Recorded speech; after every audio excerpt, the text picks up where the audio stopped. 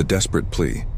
The crystalline halls of the Celestial Harmony Coalition's Supreme Chamber reflected the fear in every delegate's eyes. Prime Coordinator Zephora stood at the central podium, her ethereal blue form flickering with distress patterns that her species displayed during extreme anxiety. The chamber held representatives from 300 civilized worlds, and not one of them could hide their terror. For 10,000 years, the coalition had maintained peace through diplomacy, trade, and careful management of resources. War had become a forgotten concept, something studied in historical archives but never practiced. Their military vessels were ceremonial, designed more for parade formations than actual combat. They had believed themselves beyond such primitive needs. Now that arrogance was killing them. Zephora's translucent fingers trembled as she activated the holographic display. The image that appeared made several delegates emit sounds of despair in their various languages. A map of coalition space showed vast sections colored in ominous black, territories that had gone silent, worlds that no longer answered communications. The Void Reapers had emerged from dark space 6 months ago. No one knew their origin or their purpose beyond consumption. They moved through systems like a plague, their biomechanical ships devouring everything in their path. Planets were stripped bare, their surfaces harvested down to the core. Entire populations vanished into the maws of those terrible vessels. 75 years ago, when humans had first achieved faster-than-light travel and attempted to join the galactic community, the Coalition had turned them away. Earth was classified as a Class 9 death world, its inhabitants deemed too dangerous, too primitive, too violent for civilized society. Humans had been restricted to a small section of space, told to evolve beyond their barbaric nature before attempting contact again. The Coalition had called them monsters. Now they needed monsters. Zephora's voice resonated through the chamber's translation systems. The motion before us today is one I never thought we would consider. We must request military aid from Earth. The uproar was immediate. Delegates from the inner worlds protested loudly. The Ashanti representative, a delicate creature of living crystal, chimed in distress. They are Deathworlders. Their entire history is nothing but war and violence. We cannot invite such savagery into our space. Savagery that might save us, countered the delegate from Kepler Prime, one of the frontier worlds closest to the Void Reaper advance. My planet has 3 weeks before they arrive. Our defense fleet of 12 ships lasted exactly 4 minutes against their scouts. 4 minutes. Zephora raised her arms for silence. I have already made unofficial contact with Earth's orbital station. Ambassador Elena Vasquez has agreed to hear our request. The chamber fell silent. The deed was already begun. 3 hours later, Zephora stood in a communication room, facing the hardened features of Ambassador Elena Vasquez on the screen. The human woman was older, perhaps 60 Earth years, with steel-gray hair and eyes that had seen too much. She wore a simple black uniform with Earth's unified government seal, a blue and green sphere surrounded by stars. Prime Coordinator, Elena said, her voice neutral. I must admit this is unexpected. 75 years of silence, and now you call. Zephora's form flickered with shame patterns. Ambassador, I will not insult you with excuses. We were wrong. We judged humanity by our standards and found you wanting. We feared what you were because we had forgotten what survival truly means. Elena leaned back in her chair, and now you face something that reminds you. The Void Reapers have destroyed 43 star systems. Our combined fleet has engaged them 7 times. We have yet to destroy a single enemy vessel. Zephora's voice broke slightly. Billions are dead. Billions more will die. We need Earth's help. The human ambassador was quiet for a long moment. Behind her, through a viewport, Zephora could see Earth's orbital defense platforms, massive constructions bristling with weapons. Even in peacetime, humans prepared for war. I've been reviewing the combat footage you sent, Elena finally said. Your ships fight like they're participating in a dance recital. Perfect formations, predetermined maneuvers, warning shots. The Void Reapers don't dance. They kill. Yes, Zephora admitted. We have forgotten how to truly fight. But humanity, you never forgot. Elena's expression softened slightly. No, we didn't. We couldn't afford to. Earth taught us that lesson every day. Predators, diseases, disasters, and each other. We learned that sometimes the only way to stop a threat is to be more threatening. Will you help us? I'll present your request to the Global Defense Council, but understand something clearly, Prime Coordinator. If Earth agrees to help, we won't follow your rules of engagement. We won't fight cleanly or fairly. We'll fight to win by any means necessary. Zephyra's form solidified with resolve. We understand. Do you? Because once we mobilize, once we commit to this war, we won't stop until the threat is eliminated completely. No negotiations, no mercy, no half measures. That's what you're asking for. That's what Deathworlders do. Yes, Zephyrus said quietly. That's exactly what we're asking for. Elena nodded. I'll have an answer for you within 72 hours. The transmission ended. Zephyra stood alone in the communication room, wondering if she had just saved her civilization or doomed it to a different kind of destruction. On Earth, the Global Defense Council convened an emergency session. The chamber, in Geneva, was filled with military leaders, scientists, and political representatives from every nation and colony. The debate was fierce but focused. Admiral Marcus Thompson, commander of Earth's combined fleet, presented the tactical analysis. The Void Reapers are organic mechanical hybrids, he explained, displaying the combat footage. They consume matter for fuel and reproduction. Based on their movement patterns and target selection, we estimate they're following a systematic harvesting protocol. They're not conquerors. They're farmers, and we're the crop. General Sarah Kim of the Marine Corps stood up. Sir, their ground combat capabilities? Unknown. The coalition forces never got close enough to board them. They were destroyed at range.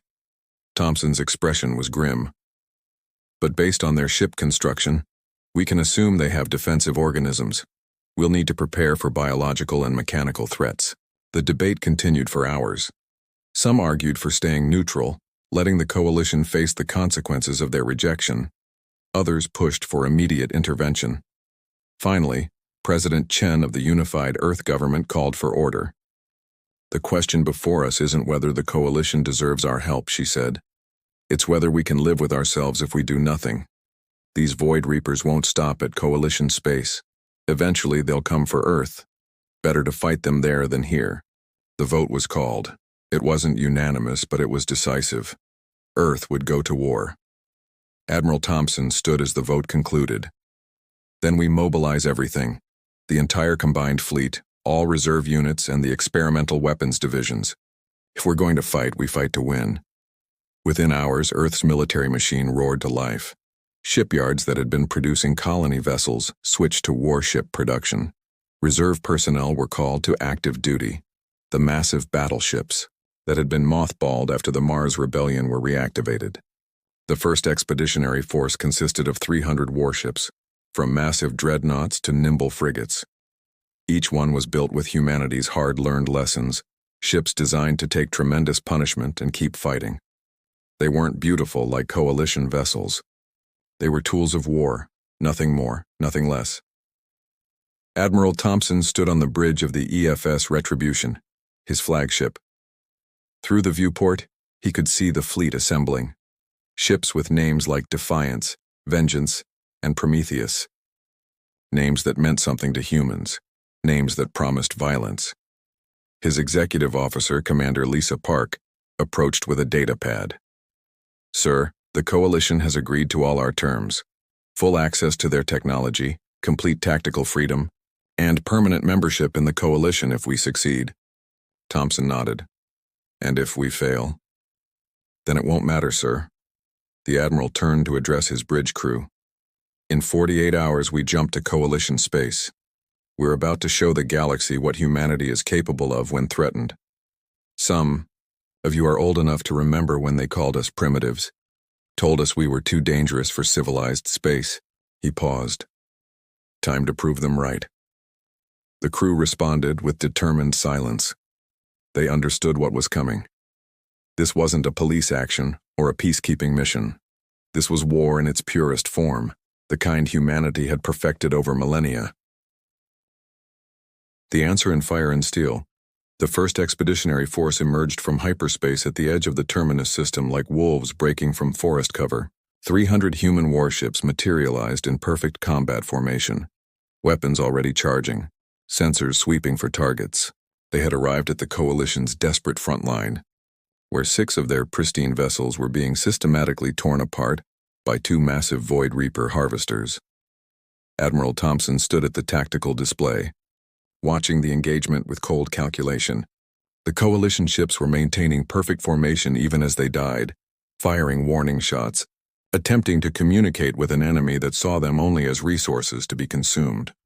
"Sir, the Coalition commander is requesting instructions," Commander Park reported. "Tell them to break off and withdraw. We'll handle this." Thompson turned to his weapons officer.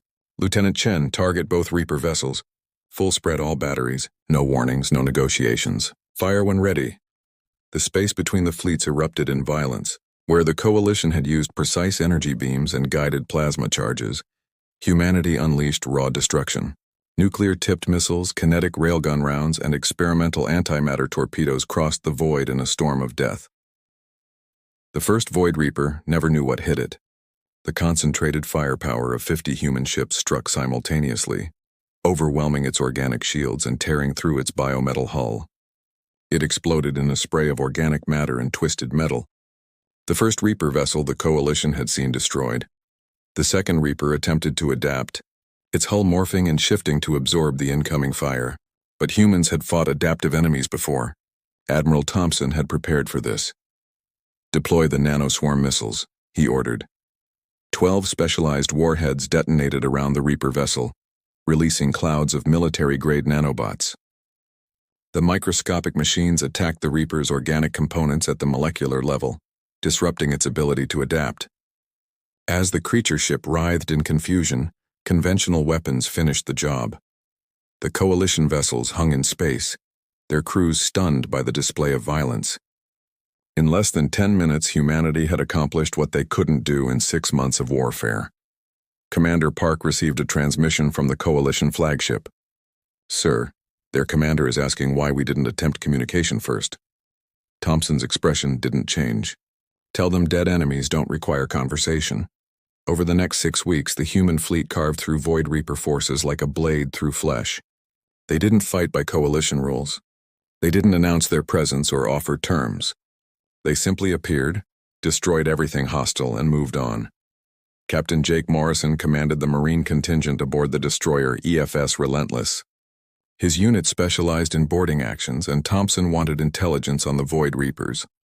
That meant getting inside one of their ships while it was still functional. The opportunity came at the Ankara system. A damaged Reaper vessel was limping away from a failed attack on a mining colony. Morrison and his Marines launched in stealth boarding craft, approaching the wounded creature ship from its blind spot. "Remember your training," Morrison told his squad as they prepared to breach. "These things are part biological. That means they can bleed. Anything that bleeds can die." The cutting charges opened a hole in the Reaper's hull and the Marines poured through. The interior was a nightmare of organic corridors that pulsed like arteries, merged with mechanical structures that defied easy understanding. The air was toxic, the gravity fluctuated, and the walls themselves seemed to be alive. They encountered the Reaper's defensive organisms 30 meters in. Humanoid creatures that were clearly purpose-built for combat, with blade-like appendages and organic projectile weapons grafted to their bodies. The fight was brutal and close quarters. The Reaper organisms were strong and fast, but humanity had been fighting in close combat since before they discovered fire. Morrison's Marines worked in paired teams, one drawing the creature's attention while the other struck at vulnerable points. Sergeant Ashley Chen lost her left arm to a Reaper blade but kept fighting, using her rifle one-handed while her suit's medical system sealed the wound. Private Johnson was nearly overwhelmed by 3 organisms before his squad mates cut them down with concentrated plasma fire. Morrison himself ended up in hand-to-hand combat with what appeared to be a command organism. It was larger than the others, more intelligent, trying to coordinate the ship's defenses. Morrison emptied his rifle into its center mass, then drew his combat knife when it kept coming. The fight was desperate and ugly, ending only when Morrison managed to sever what looked like a primary nerve cluster. They extracted with valuable intelligence and biological samples, leaving explosive charges behind. The Reaper vessel died in nuclear fire, but the information Morrison's team recovered was worth the casualties they'd taken. Dr. Yuki Tanaka, the fleet's chief xenobiologist, analyzed the samples with growing concern. "Admiral, these creatures aren't invaders in the traditional sense. They're a harvesting mechanism. Based on their genetic structure and the ship's data cores, they were created by someone or something as a tool for resource gathering." Thompson studied the analysis.